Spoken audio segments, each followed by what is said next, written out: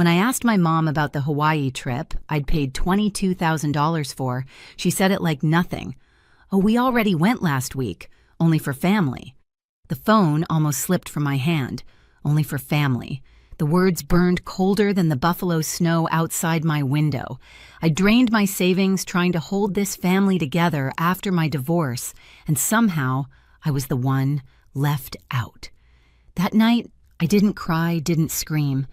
I poured myself a drink and stared at the frozen street below, because if they thought they could erase me that easily, they were about to find out what family really costs. After my divorce, I kept telling myself family would be my anchor.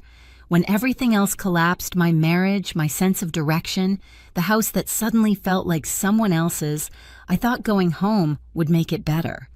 Instead, it made me smaller. I rented a one-bedroom apartment in Buffalo, the kind with old radiators that hissed through the night. My job in finance kept me busy enough to forget, but not enough to stop feeling. So I did what I knew best, number structure solutions. Every time my mom called about a tight month, I covered it. When Dad's car broke down, I paid the repair shop over the phone. Erin, my sister, never called unless she needed something, rent utilities, a new laptop for her online courses. I never questioned it. I just wired the money and told myself it was love. Over 2 years, the payments blurred into routine. Rent, bills, groceries, the quiet kind of giving that drains you slowly. I told my therapist I couldn't afford sessions anymore, but the truth was I stopped going because I felt guilty spending on myself. I started keeping a spreadsheet for their expenses labeled neatly as if organization could make it feel like control. When I first suggested the Hawaii trip, Mom sounded delighted. "We all need a reset," she'd said. I imagined us on the beach, sunlight soft on our faces, laughing the way we hadn't in years. It felt like redemption, a chance to rewrite our story. I spent nights comparing hotels, choosing one with ocean views, and breakfast included.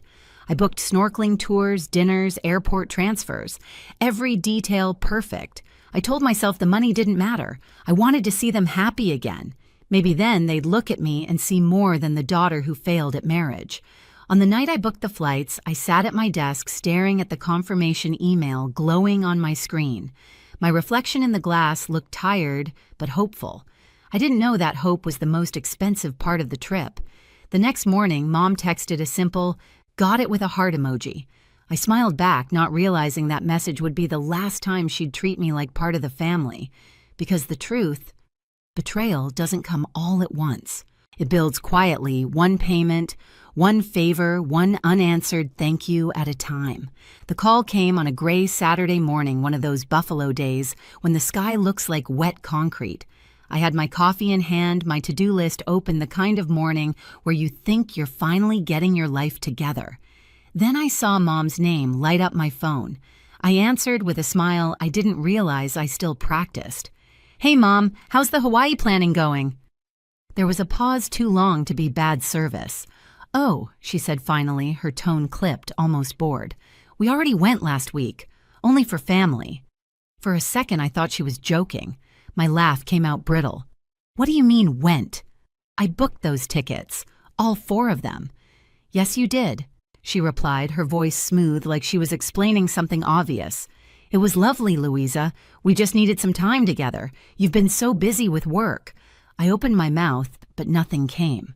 I could hear the ocean in the background wind, laughter, the distant cry of seagulls. Then she hung up. The mug slipped from my hand and shattered against the counter. Coffee bled down the white cabinets, pooling on the floor.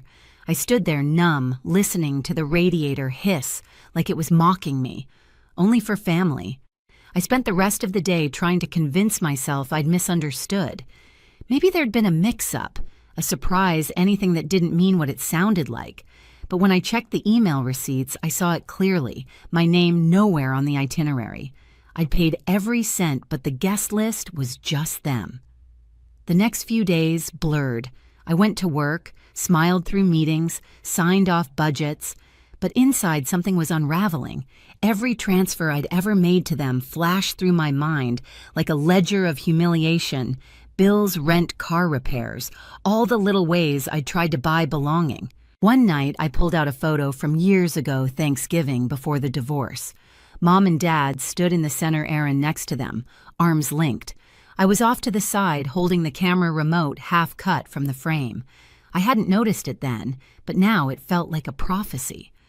That night, I didn't cry. I sat in the dark, the phone face down beside me, and realized something I should have known years ago: love that has to be purchased isn't love. It's a transaction. And like every transaction, there comes a point when the account runs out. The next time my phone rang with their name on it, I didn't pick up. Not yet. A month passed. Snow turned to gray slush, and the city felt heavy, like it was holding its breath. I hadn't spoken to my parents or Aaron since the Hawaii call, though their absence filled the silence louder than words ever could.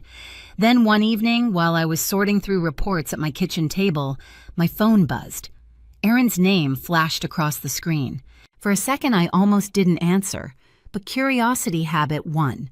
"Hey, Lou," she said, her voice syrupy, sweet.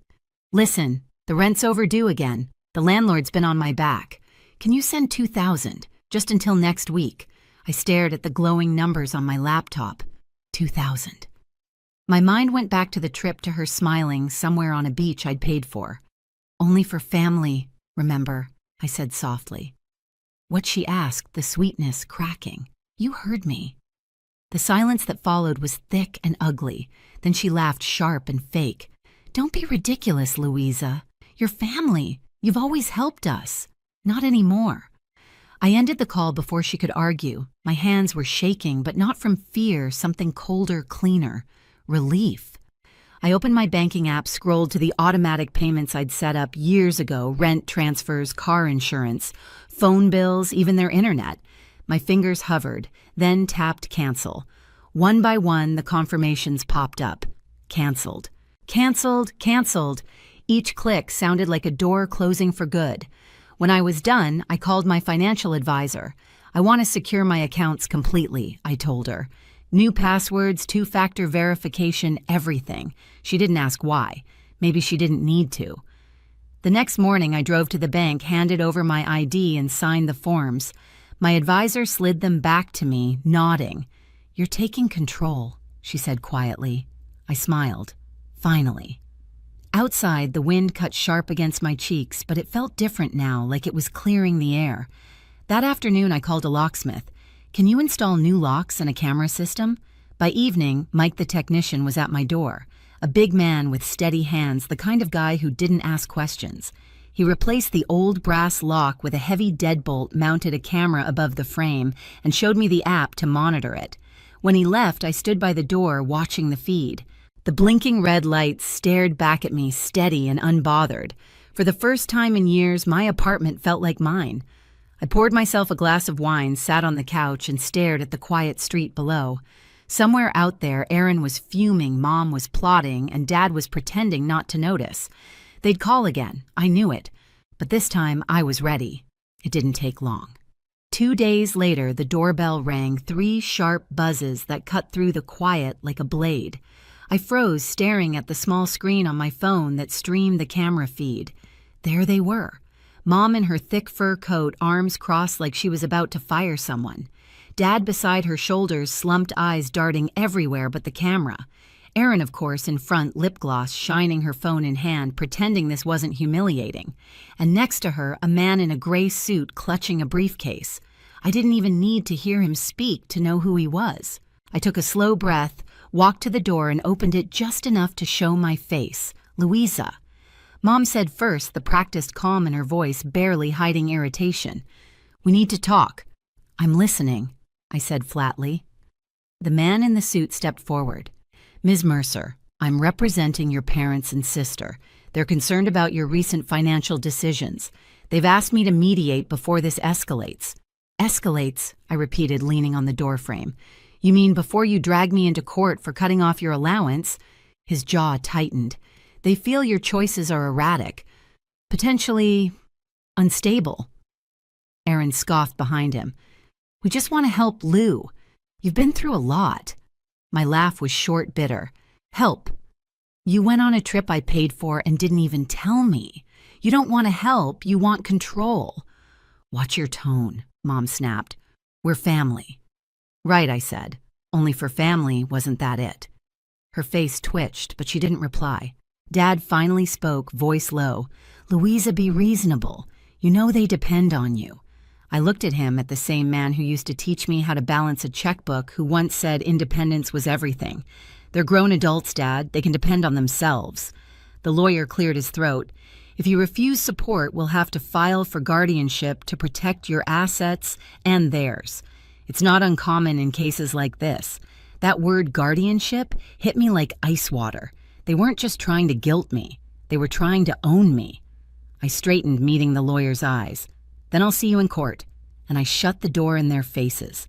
For a long time, I stood there breathing hard, the sound of their muffled voices bleeding through the door. I let them shout, let them threaten. When the noise finally faded, I poured another glass of wine, sat by the window, and let the city hum fill the space they'd once occupied. A week later, the letter arrived. A formal notice from the county courthouse. Petition for guardianship, filed by Marianne George and Aaron Mercer. Reason concerns over Louisa Mercer's emotional stability and financial judgment. It was absurd. It was cruel. It was exactly what they'd do. I called my friend Janet the second I finished reading. She didn't sound surprised. "They're trying to break you, Lou," she said. "You need a lawyer." She gave me a name, Daniel Price, a man she'd worked with when her own brother tried to sue her for inheritance money. "He doesn't scare easy," she added. The next morning, I met Daniel in his office downtown, a quiet man in his 50s with calm eyes and a voice that carried weight. After I explained everything, he leaned back, steepling his fingers. "What they're doing is manipulation, pure and simple. But we'll need to prove your competence in every way possible." "Fine," I said. "Tell me what to do." He listed everything: employment records, bank statements, evaluations from my doctor, my therapist.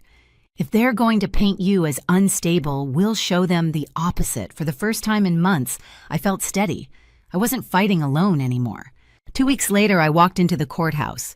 The cold marble floors echoed under my heels. My hands were trembling, but my chin was high. Mom, Dad, and Aaron sat at the opposite table, whispering to each other. Aaron wore a black blazer, trying too hard to look professional. Mom's eyes met mine and held no warmth, only challenge. Their lawyer, same man from my doorstep, stood to speak first. "Your Honor, Ms. Mercer has exhibited signs of instability, erratic financial behavior, and isolation following her divorce. Her family believes she is unfit to manage her affairs." I could almost laugh. They'd built a fantasy version of me, a woman falling apart. Daniel rose calmly. "Your Honor, what you'll see today is not instability, but independence. My client is a successful financial manager with a decade of consistent employment. She has no debt, no erratic spending, and no history of instability. The only thing she's guilty of is saying no." He handed over the thick folder we'd prepared, pay stubs, evaluations records of every transfer I'd ever made to them. Mom looked away. Erin rolled her eyes. When the judge called me to the stand, my pulse quickened. I took the oath, sat down, and met the judge's gaze. "Ms. Mercer," he said, "in your own words, why did you cut off financial support to your family?" I took a breath, because I realized I wasn't their daughter anymore. I was their bank account. A murmur rippled through the courtroom. I supported them for years, rent bills, groceries. I even paid for a family vacation to Hawaii, thinking it would bring us closer. But when I asked about it, my mother said, "We already went, only for family." The judge raised an eyebrow. "And you weren't invited?" "No, Your Honor. I wasn't even told." Daniel nodded, stepping forward. "And after that, I stopped paying." A month later, they called, asking for rent money. I told them, "Only for family, remember." Gasps scattered through the benches behind me. Mom's face flushed red. Aaron's jaw tightened. The judge leaned back, expression unreadable. Daniel handed over the final document, an evaluation from my doctor confirming I was mentally and emotionally fit. "Your Honor, the only instability here is the family's financial dependence on my client." The lawyer on their side tried to object, but his voice sounded thin now, desperate. After a pause, the judge spoke. "The court finds no evidence of incapacity. Petition denied. Case dismissed." Just like that. I didn't smile. Not yet. I just exhaled the sound trembling out of me. Mom stood slowly, gripping her purse like a lifeline. Erin looked like she might cry, though I couldn't tell if it was from shame or rage. Dad avoided my eyes entirely. As they gathered their papers, I turned toward them one last time. "You wanted control," I said quietly. "Now you have none." Then I walked out. Outside, the cold air hit me like a baptism. For the first time in years, I wasn't carrying anyone's weight, but my own. The courthouse steps gleamed wet from melted snow, and as I walked down, I thought about the phrase that started it all. Only for family. It used to sting. Now it made me smile. Because I finally understood sometimes the only way to protect your peace is to shut the door, lock it, and let them knock on the outside. 3 months after the trial, Buffalo finally thawed.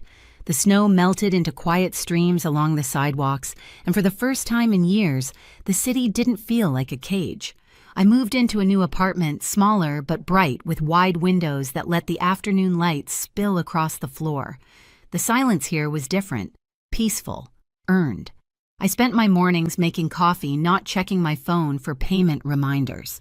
My evenings were filled with small joys, reading long walks, and a beginner's cooking class at the community center. The first time I made pasta from scratch, the dough tore apart in my hands, but I laughed anyway. It wasn't about perfection anymore. It was about starting over. Janet and my book club friends visited one weekend, bringing a bottle of wine and more warmth than I'd felt in years. As we toasted, Martha said, "You look lighter, Lou." "I feel lighter," I admitted. Later that night, alone again, I wrote a single line in my journal. "Freedom isn't revenge. It's reclaiming what they took from you." Through a mutual friend, I heard Erin was working double shifts to cover her bills. My parents had moved to a smaller place. I didn't feel satisfaction, just closure. They were finally living their own lives.